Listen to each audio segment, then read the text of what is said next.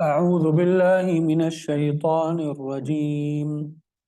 بسم الله الرحمن الرحيم.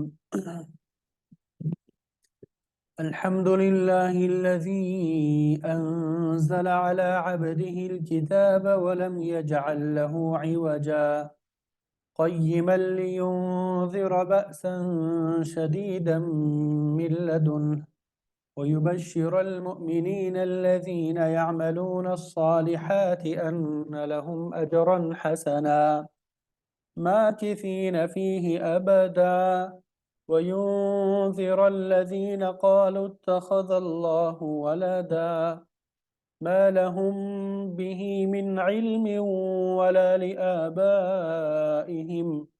كبرت كلمة تخرج من أفواههم إن يقولون إلا كذبا فلعلك باخع نفسك على آثارهم إن لم يؤمنوا بهذا الحديث أسفا إنا جعلنا ما على الأرض زينة لها لنبلوهم أيهم أحسن عملا وإنا لجاعلون ما عليها صعيدا جرزا صدق الله العظيم. الحمدللہ ہم نے آج سورہ کہف کا آغاز کر دیا اور آج ہمارا سورہ کہف کا یہ پہلا سبق ہے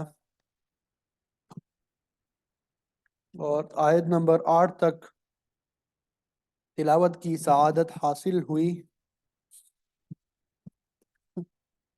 تو سب سے پہلے آپ کے سامنے ترجمہ بیان کریں گے اور پھر اس کے بعد مفسرین نے جو تفسیر بیان کی ہوگی وہ انشاءاللہ آپ کے سامنے ذکر کریں گے۔ آواز سب کو صاف سنائی دے رہی؟ ذرا آواز کے بارے میں کنفرم کر دیں۔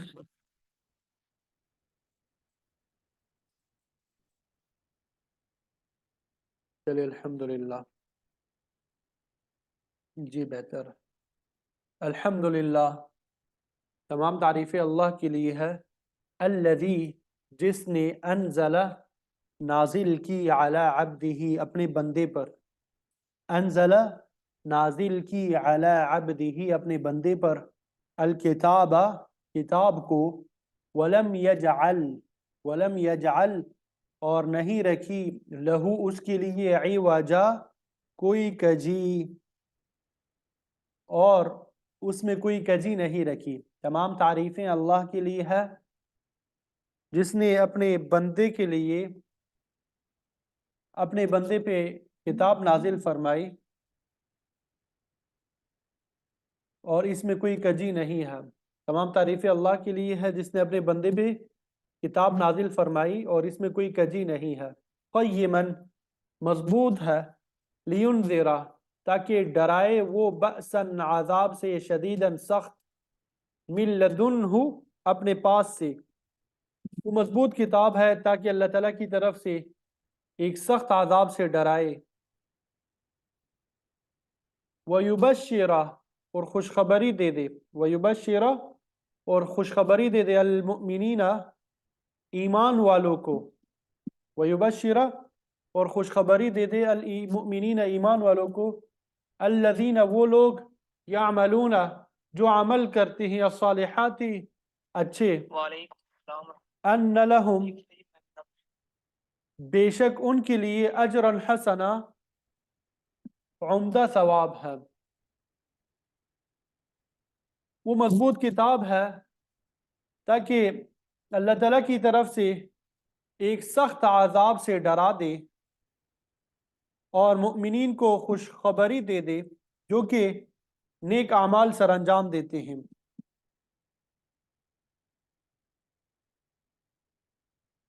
کہ ان کے لیے بہترین اجر ہے۔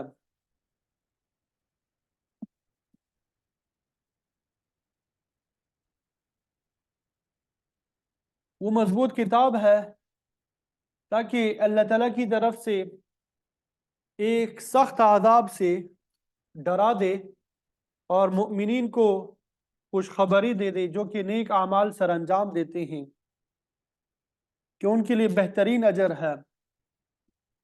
ماکثین وہ رہنے والے ہیں، فیہ اس میں، ابدا ہمیشہ کے لیے، ماکثین وہ رہنے والے ہیں، فیہ اس میں ہمیشہ کے لیے، وینذر اور ڈرائے الذین ان لوگوں کو جو قالوا کہتی ہیں اتخذ بنا لی ہے اللہ تعالیٰ نے ولدا اولاد، اور ان لوگوں کو ڈرا دے جو کہتے ہیں کہ اللہ تعالیٰ نے اولاد بنا رکھی ہے۔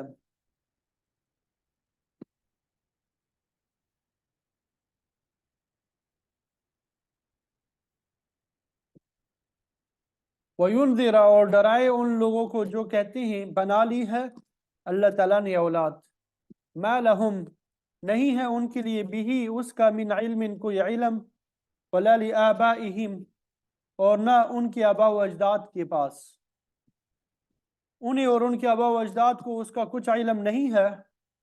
کبرت بہت بڑی ہے، کلمتاً بات، تخرج جو نکلتی ہے من افواہہم ان کے منہ سے، بہت بڑی بات ہے جو ان کے منہ سے نکل رہی ہے۔ ان یقولون نہیں کہہ رہے ہیں وہ، الا کذبا مگر جھوٹ، نہیں کہہ رہے ہیں وہ مگر جھوٹ۔ فلعلک تو لعلک ہو سکتا ہے آپ باخع ہلاک کرنے والے ہوں نفسک اپنی جان کو، علی آثارہم ان کے نشانات قدم کے اوپر، اگر یہ ان لم یؤمنوا اگر وہ ایمان نہ لائے، بہذا الحدیث اس بات کے ساتھ، اسفا افسوس کرتے ہوئے، یعنی اگر یہ لوگ اس کلام پہ ایمان نہ لائیں تو لگتا ہے آپ افسوس کی وجہ سے ان کے پیچھے اپنی جان پر کھیل جائیں گے۔ انا بے شک ہم نے جعلنا بنایا، ما علی الارض جو کچھ زمین پر ہے، زینتاً زینت کا باعث، لہا اس کے لیے، لنبلوہم تاکہ ہم انہیں آزمائیں، لنبلوہم تاکہ ہم آزمائیں انہیں، ایہم تو ان میں سے کون احسن عملا زیادہ عمدہ ہے عمل میں، ایہم احسن عملا ان میں سے کون زیادہ عمدہ ہے عملا عمل میں۔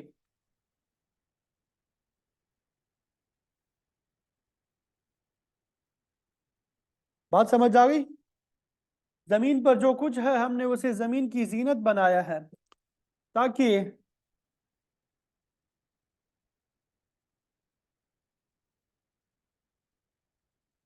ہم آزمائیں کہ ان میں سے کون زیادہ اچھے اعمال کرتا ہے۔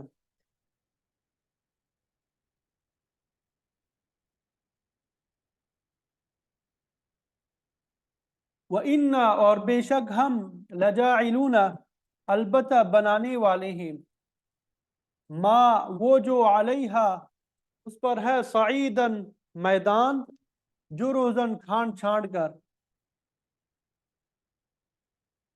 اور زمین پر جو کچھ ہے ہم اسے کانٹ چانٹ کر میدان بنانے والے ہیں، اور زمین پر جو کچھ ہے ہم اسے کانٹ چانٹ کر میدان بنانے والے ہیں۔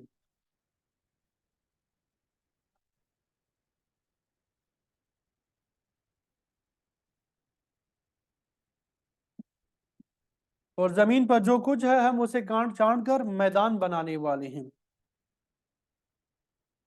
تو یہ ان آیات کا ترجمہ ہے جو آپ کے سامنے بیان کر دیا۔ امید کرتا ہوں کہ ترجمے کی سمجھ آ گئی ہوگی۔ اب مفسرین نے جو تفسیر بیان کی ہے وہ انشاءاللہ آپ کے سامنے ذکر کریں گے۔ اللہ اکبر کبیرہ والحمد للہ کثیرہ۔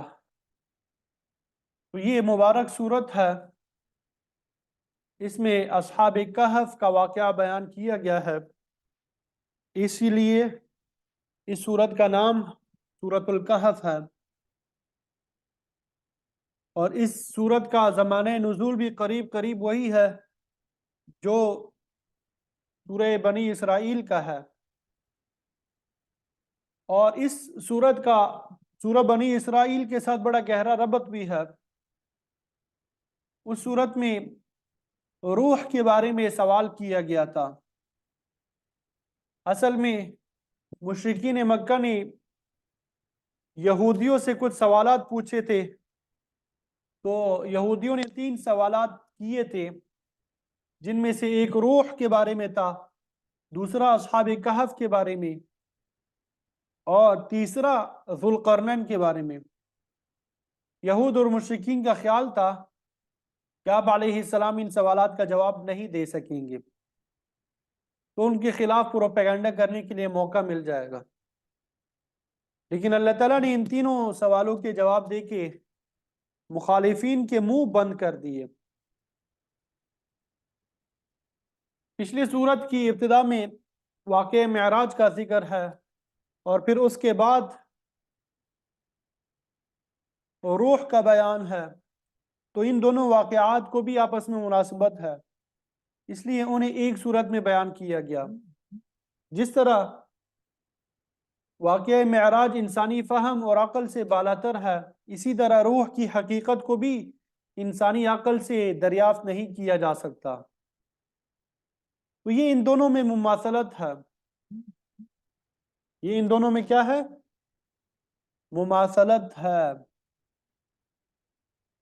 روح کا جواب جو ہے وہ تو پچھلی سورت میں آ گیا تھا، باقی 2 سوالوں کا جواب اس سورت میں دیں گے انشاءاللہ، یعنی اصحاب کہف اور ذوالقرنین کے واقعات۔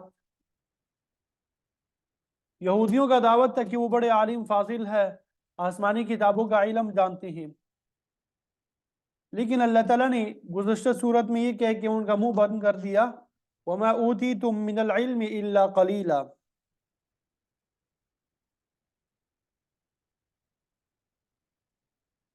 کہ تمہیں بہت تھوڑا علم دیا گیا، اس لیے تم اپنے علم پہ فخر اور تکبر نہ کرو۔ اب اسی صورت میں ایک تیسرا واقعہ موسیٰ اور خضر علیہ السلام کا بھی بیان ہوا ہے۔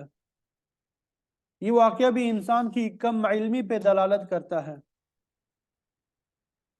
موسیٰ علیہ السلام سے ایک نہایت ہی معمولی درجے کی لغزش ہو گئی تھی، جس کی بنا پہ اللہ تعالیٰ نے فرمایا تھا کہ تم سفر اختیار کرو اور 2 دریاؤں کے سنگم پہ ہمارے ایک بندے سے جا کے ملو۔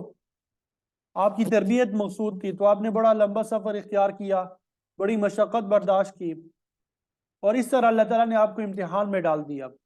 تو اس صورت میں یہ واقعہ اجمالاً بیان کیا گیا ہے، تاہم صحیحین میں بخاری اور مسلم شریف میں آپ صلی اللہ علیہ وسلم نے اس کی تمام جزیات بیان کر دی ہے۔ تو بہرحال اس صورت میں بھی باقی مکی صورتوں کی طرح 4 بنیادی حقائق، توحید، رسالت، معاد اور قرآن مجید کی حقانیت کو بیان کیا گیا۔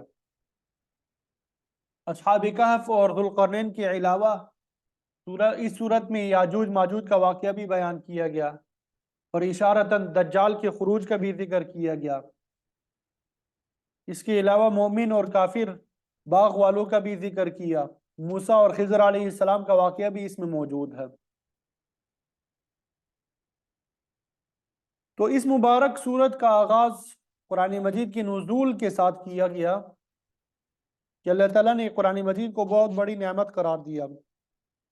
یہی وجہ ہے سورہ فاتحہ، سورہ انعام اور سورہ فاطر کی طرح اس سورت کو بھی اللہ تعالیٰ نے حمد و ثنا سے شروع کیا۔ اس کتاب کے انعام الہی ہونے کی وجہ یہ ہے کہ اس کے ذریعے انسان کی روح اور جسم دونوں کی تکمیل ہوتی ہے۔ گویا قرآن مجید ان چیزوں کو کھول کر بیان کرتا ہے جن کے ساتھ روح اور جسم کی سعادت وابستہ ہے۔ اس کتاب میں اللہ تعالیٰ نے توحید کے اسرار اور رموز بیان فرمائے ہیں۔ اللہ تعالیٰ کی تنزیہ اور تقدیس اور اس کی صفات کمال اور جلال کا ذکر ہے۔ قضاء اور قدر کے مسائل بیان ہوئے۔ ملائکہ اور عالم بالا کی تفصیلات اور احوال بھی اسی کتاب کے ذریعے معلوم ہوتی ہیں۔ انسان کو مکلف بنانے والے احکام اور قوانین اسی کتاب مقدس میں بیان ہوئے ہیں۔ ثواب اور عتاب کا سلسلہ بیان ہوا۔ اسی میں دعوت الی توحید کو اس انداز سے پیش کیا گیا ہے جو کسی دوسری آسمانی کتاب میں نہیں ملتا۔ اس میں شکر گزاروں اور ناشکر گزاروں کی مثالیں بیان کی گئی ہے۔ گزشتہ صورت میں بھی اللہ تعالیٰ نے اپنے شکر گزار بندوں حضرت نوح علیہ السلام، داؤد علیہ السلام اور خود آپ صلی اللہ علیہ وسلم کی شکر گزاری کا تذکرہ فرمایا۔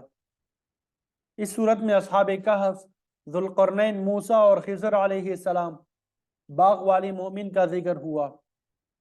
تو ساری بات کا خلاصہ یہ ہے کہ انسان کی کامیابی کا دار و مدار اس بات پر ہے کہ اس کا تعلق اپنے خالق اور مالک کے ساتھ درست رہے۔ اگر یہ تعلق درست نہیں ہے تو انسان کبھی بھی کامیاب نہیں ہو سکتا۔ تو یہ سب باتیں اور اس کے علاوہ بھی بہت سی باتیں اس صورت میں آ رہی ہیں۔ اس صورت میں چونکہ دجال کے خروج کا ذکر بھی آ رہا ہے،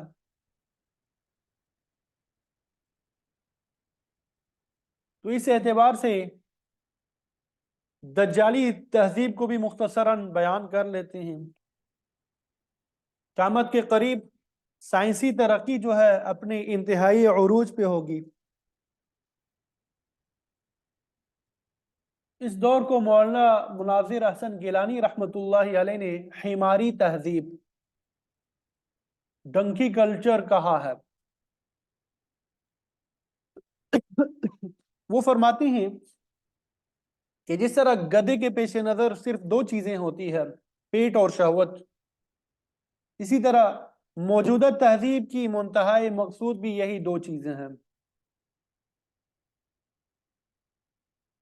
اس دنیا میں ایک طرف تو کارل مارکس کا فلسفہ ہے کہ دنیا میں مسئلہ صرف پیٹ کا ہے اور کچھ نہیں ہے، اسی بنا پہ اس نے مزدور طبقے کو گمراہ کر کے کمیونزم کے راہ پہ چلایا، اور دوسری طرف یورپ کا فرائڈ ہے جس نے جنسی نفسیات پہ ہی سارا زور دیا، جنسی نفسیات ہی کو اول اور آخر چیز سمجھ لیا۔ تو اس طرح گویا آج کی جاری تہذیب کے پیش نظر صرف پیٹ ہے یا شہوت ہے۔ تو جب یہ حماری تہذیب اپنے انتہائی عروج پہ ہوگی تو اس وقت دجال کا خروج ہوگا اور دجالی تہذیب شروع ہو جائے گی۔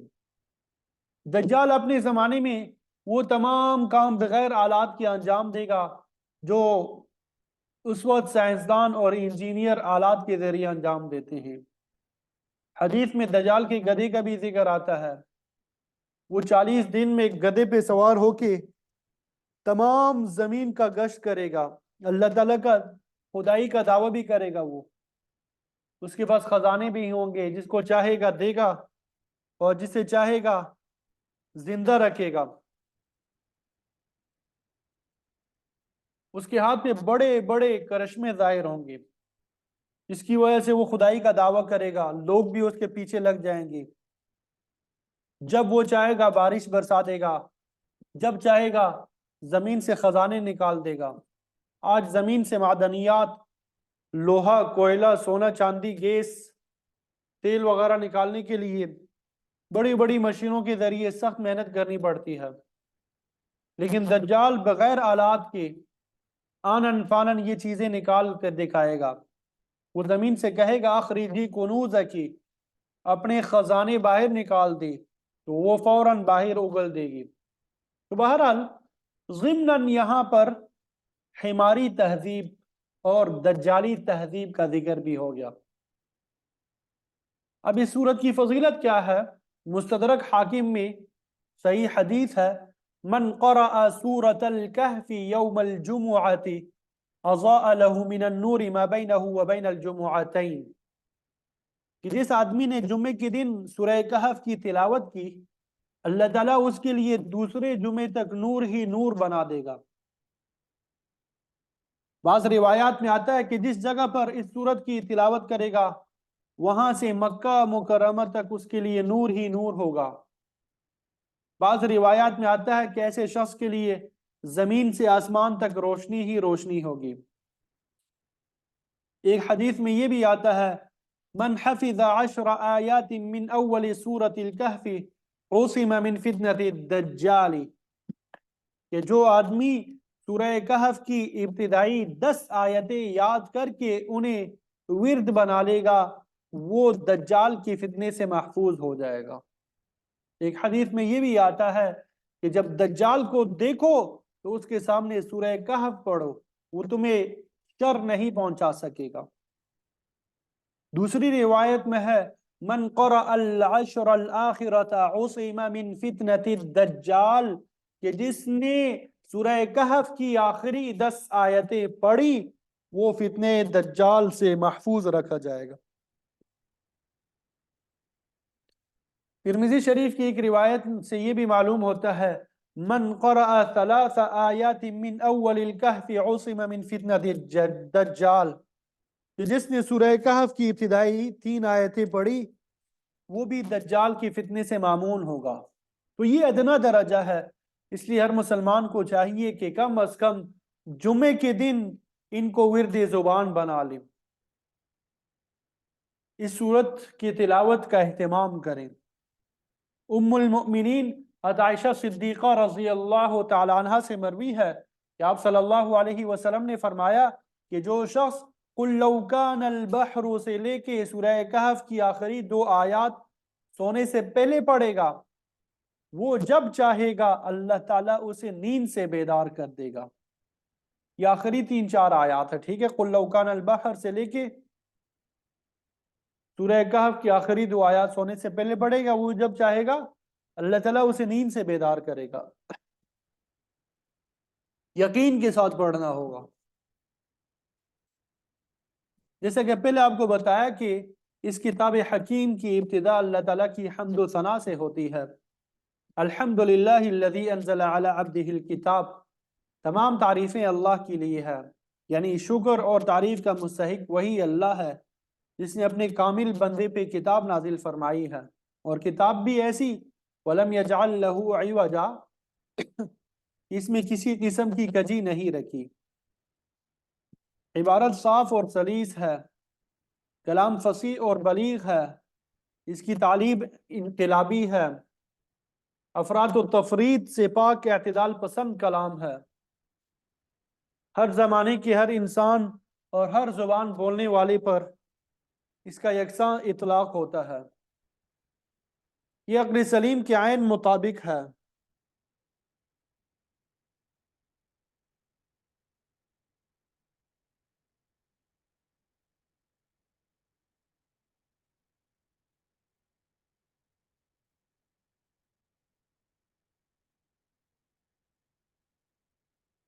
اس میں کوئی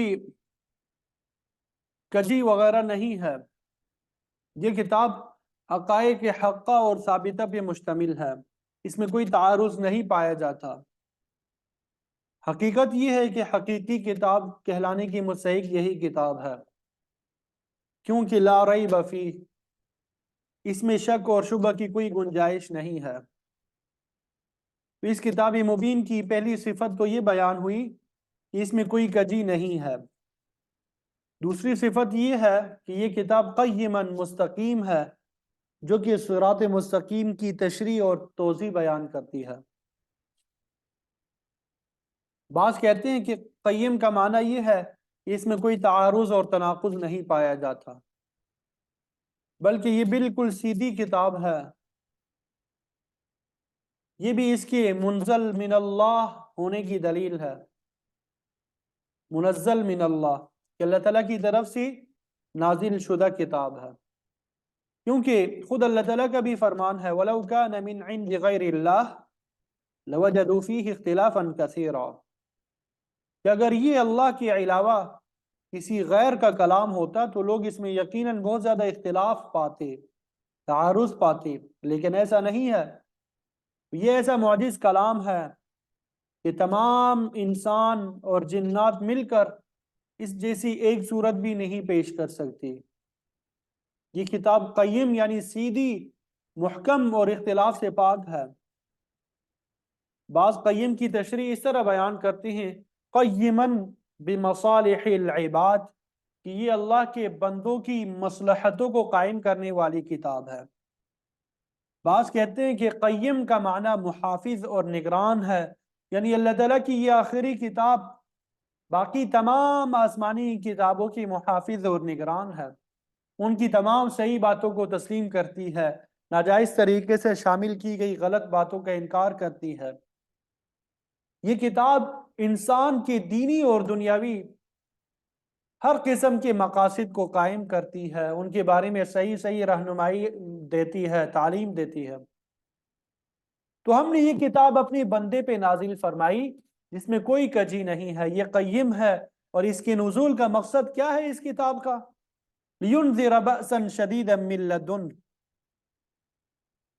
لِيُنذِرَ بَأْسًا شَدِيدًا مِّن لَّدُنْهُ، یہاں پہ اس کتاب کے نزول کا مقصد بتایا گیا تاکہ وہ بندہ اس سخت گرفت سے لوگوں کو ڈرائے جو اللہ تعالیٰ کی طرف سے آنے والی ہے۔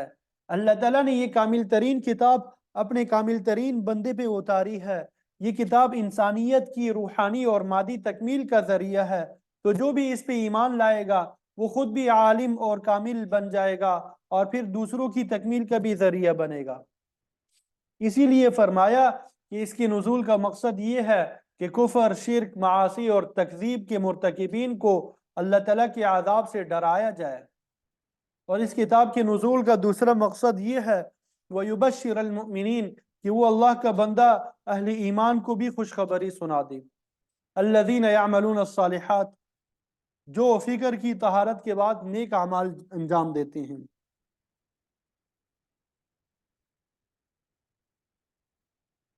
اللہ تعالیٰ کی عائد کردہ فرائض، نماز، روزہ، زکوٰۃ، حج، صدقات، خیرات، جہاد، قربانی پہ عمل کرتے ہیں، ایسے لوگوں کے لیے بشارت ہے ان لہم اجرا حسنا، کہ بے شک ان کے لیے بہت اچھا بدلہ ہے۔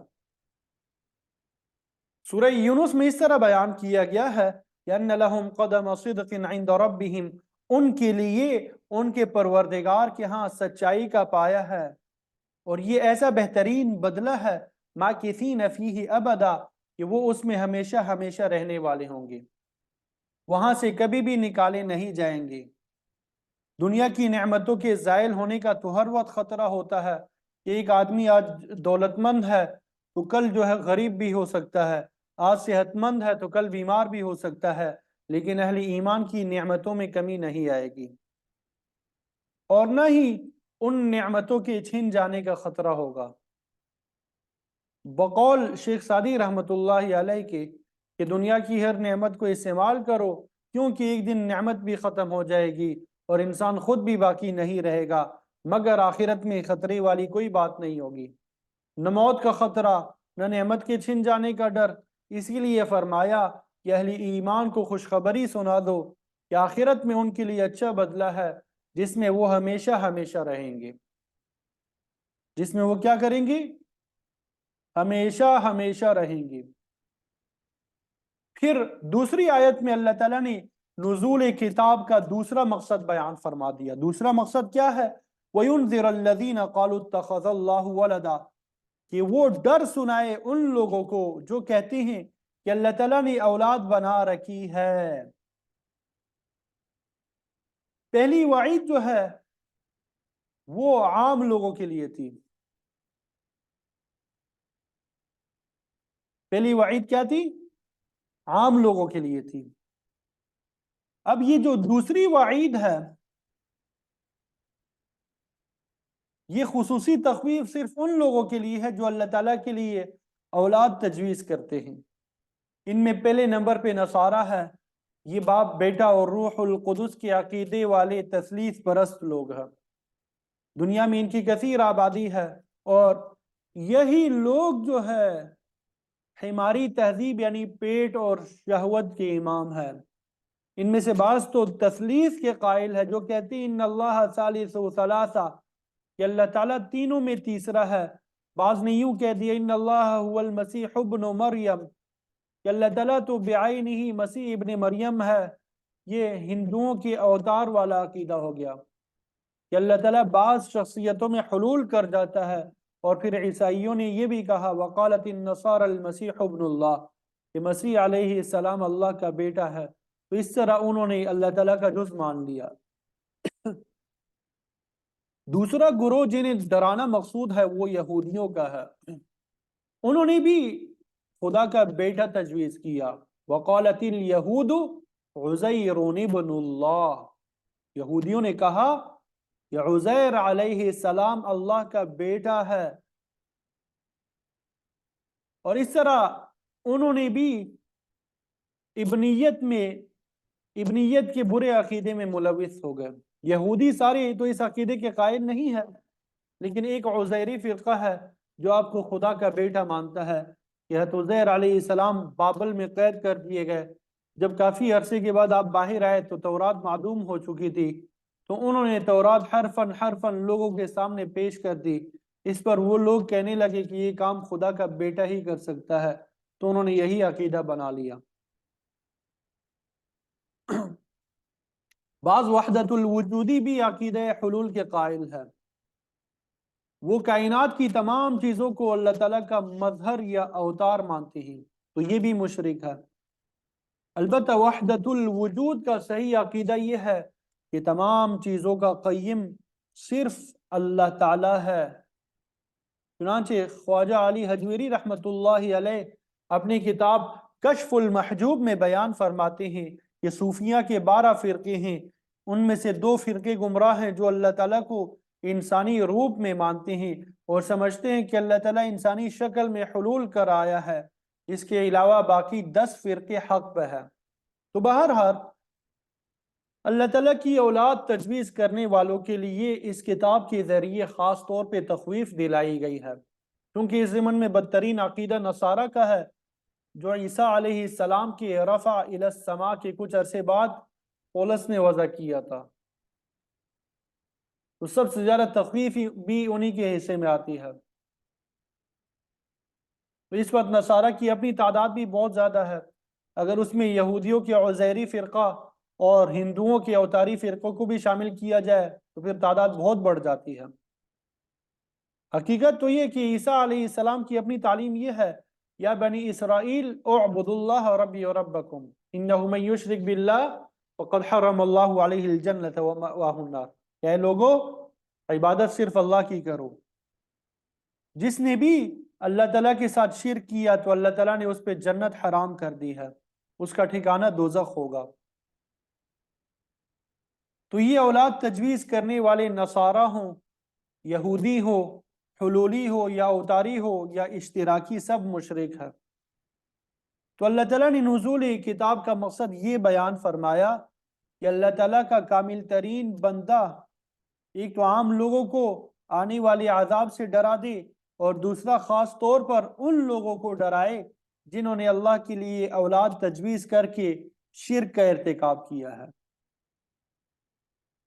نصارہ میں مشرکانہ عقائد کا حال یہ ہے کہ ان کے جہال لوگ جو ہے وہ عیسیٰ علیہ السلام کو اللہ تعالیٰ کی حقیقی اولاد مانتے ہیں، اور جو اہل علم ہے وہ کہتے ہیں کہ خدا نے آپ کو بیٹا بنا کے ہر قسم کے اختیارات دے دیے ہیں، وہ مشکل کشائی اور حاجت روائی کرتے ہیں، جس کو چاہیں عطا کر دے، جس سے چاہے چھین لیں، وہ نافع اور ضار ہے، ان کو ہر چیز پہ تصرف حاصل ہے۔ اس طرح یہ لوگ شرک کے مرتکب ہوئے، اور سب سے بڑھ کے انہوں نے یہ عقیدہ ایجاد کر لیا کہ عیسیٰ علیہ السلام سولی پہ چڑھ کے ساری نسل انسانی کے لیے کفارہ بن گئے، نجات اسی کو حاصل ہوگی جو اس عقیدے پہ ایمان لائے گا، تو ایسا شخص دنیا میں کچھ بھی کرتا پھرے وہ جنت میں جائے گا۔ یہ خلاف فطرت اور نامعقول عقیدہ ہے، اور اس عقیدے نے بھی دنیا کو تباہ اور برباد کر دیا۔ یہ کہاں کا انصاف ہے کہ گناہ کوئی کرے سزا کسی دوسرے کو ملے؟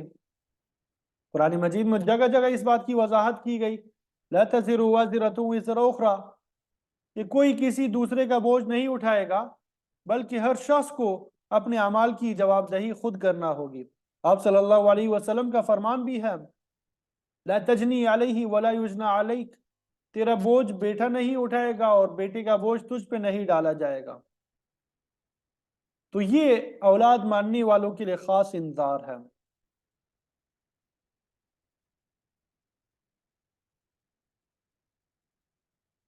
یہاں تک بات سمجھ آ گئی؟